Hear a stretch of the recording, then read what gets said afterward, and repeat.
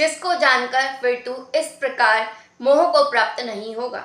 तथा हे अर्जुन, जिस ज्ञान के द्वारा तू संपूर्ण भूतों को निशेष भाव से पहले अपने में और पीछे मुझ सच्चिदानंद घन परमात्मा में देखेगा, इसको गीता जी के 6वें अध्याय के 29वें और 30वें श्लोक में समझाया गया है। ठीक है, पहले अपने में फिर 29वें में समझाया गया है और उसके बाद पीछे मुझ सच्चिदानंद घन परमात्मा में देखेगा, इसको 30वें श्लोक में समझाया गया है 6वें अध्याय के। ठीक है, तो जो गीता जी का 6वां अध्याय का 29वां श्लोक है वो देखिए, उसमें क्या लिखा है।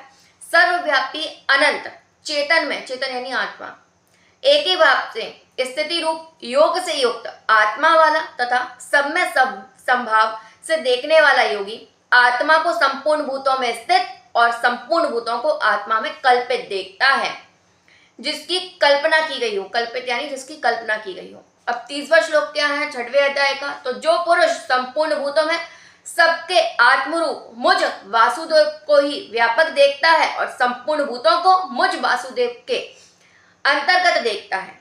अंतर्गत का मतलब क्या है, इसको समझाया गया है गीता जी के 9वें अध्याय के 6वें श्लोक में। ठीक है, उसके लिए मैं आदर्श नहीं होता और वह मेरे लिए आदर्श नहीं होता।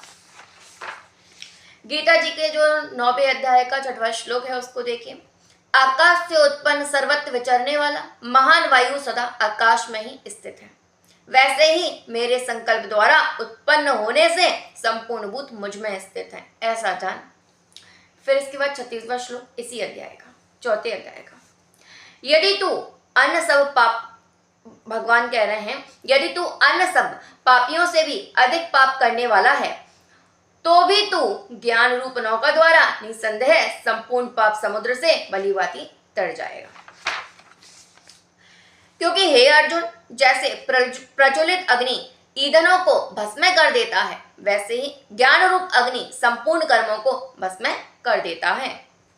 इस संसार में ज्ञान के समान पवित्र करने वाला निसंदेह कुछ भी नहीं है। भगवान कह रहे हैं ज्ञान ही है जो सबको पवित्र कर सकता है और उसके अलावा तो कुछ है ही नहीं है जिससे कि पवित्र हो सके। उस ज्ञान को कितने ही काल से कर्म योग के द्वारा शुद्धांतः करण हुआ मनुष्य अपने आप ही आत्मा में पा लेता है। जो पवित्र है वो केवल आत्मा है। शरीर कटते रहते हैं और जलते रहते हैं, जो पवित्र है वो केवल आत्मा है। राधे राधे।